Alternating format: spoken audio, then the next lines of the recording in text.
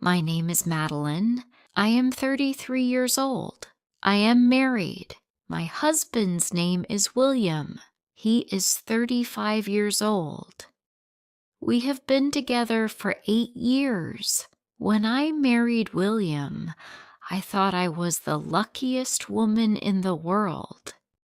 My husband loved me very much. He had a good job, a big house, and a nice car. We were very happy. But as years passed, things began to change.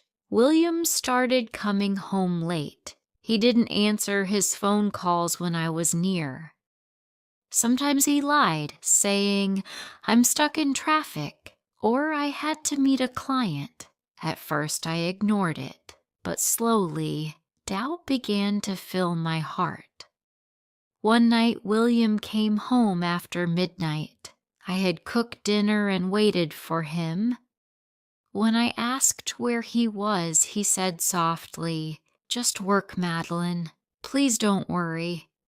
But I could feel something was wrong. His eyes looked tired. His hands were shaking. That night, while William was in the shower, I checked his phone. My heart beat fast. There were messages from a woman named Claire. She had sent many smiling emojis and written, "Thank you for staying with me again today. I had a great time with you. I hope we can have a cup of coffee together next time." My heart broke. My world stopped. My eyes filled with tears. My husband lied to me. He's cheating on me. When he came out of the shower, I threw the phone at him. "Who is Claire?" I shouted. William was shocked. "Madelyn, please listen," he said. "Don't you dare lie again," I shouted. "You've been seeing another woman behind my back." William tried to hold my hand, but I pulled away. "Madelyn," he said, "it's not what you think." But I didn't let him explain. I was angry and hurt. That night, I told William to leave the house. He didn't argue. He just looked at me with eyes full of pain and said, "Someday you'll understand, Madelyn. I hope that day comes before it's too late." Weeks passed. I didn't call him and he didn't call me. I cried every night, but told myself I didn't need him.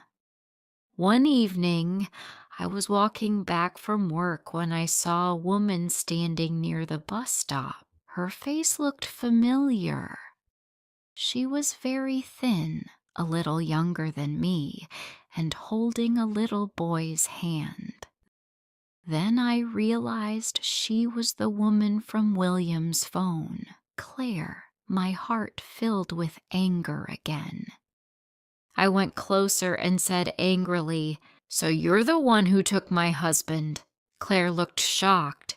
"Your husband," she said. I said, "Don't pretend. I'm talking about my husband, William.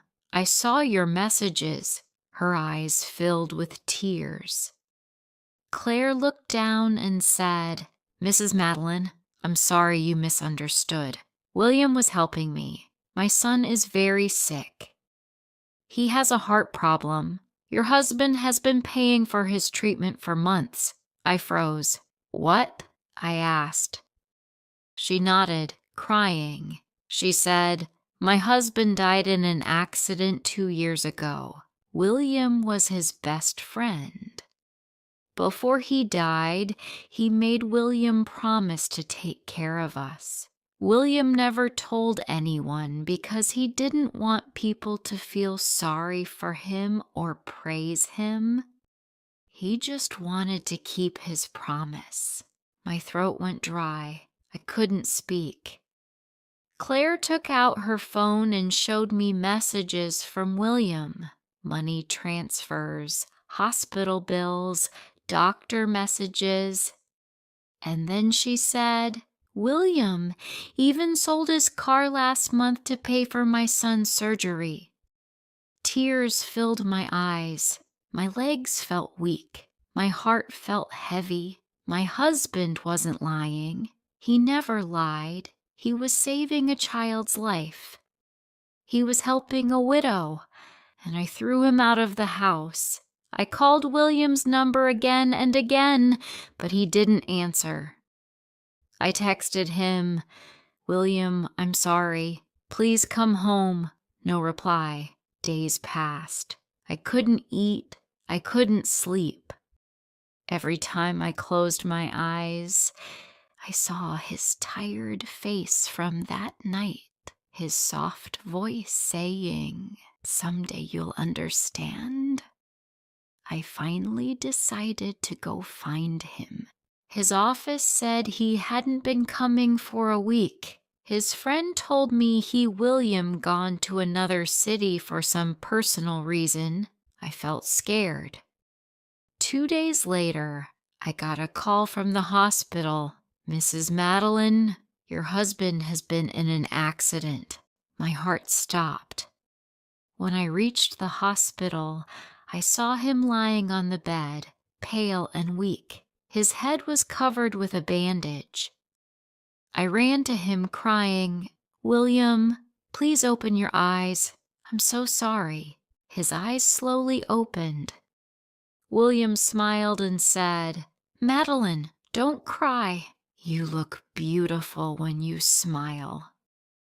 I held his hand. "Why didn't you tell me the truth?" I cried. He looked at me with kind eyes. "Because I wanted you to love me for who I am, not for what I do. I didn't want to make you feel guilty or burdened. I just wanted to do what's right." My eyes were full of tears. "I was stupid," I said. "I doubted you, shouted at you, threw you out when you were helping others." He smiled and said, "It's okay, Madelyn. Love isn't about being perfect. It's about understanding, even when the truth is hidden." I couldn't stop crying. I begged him to come back home soon, but fate is cruel. William couldn't survive. He died that night. His body gave up because of internal bleeding. When the doctor told me, my whole world fell apart. I fell on the floor screaming his name. The man I had doubted, the man I had called a liar, was gone forever. Later, I found a letter in his bag. It said, "Madelyn, I never wanted to hurt you. I just wanted to help a friend's family. You once told me you wanted to love a man who makes the world better. I tried to be that man for you. Please don't blame yourself. Live your life. Be kind. I will always love you." I held the letter close to my heart and cried until I had no tears left. Now, it's been 2 years. I visit Claire and her son often. The boy calls me Aunt Madelyn. Every time he smiles, I see William's kindness in him. Sometimes at night, when I look up at the sky, I whisper, "I thought you were a liar, William, but now I see the truth. You were never just my husband. You were my true love. You saved lives even when I couldn't understand. I wish I had seen your heart sooner and loved you without doubt. I will carry your love with me forever, and I will never forget the man who taught me what true love really is."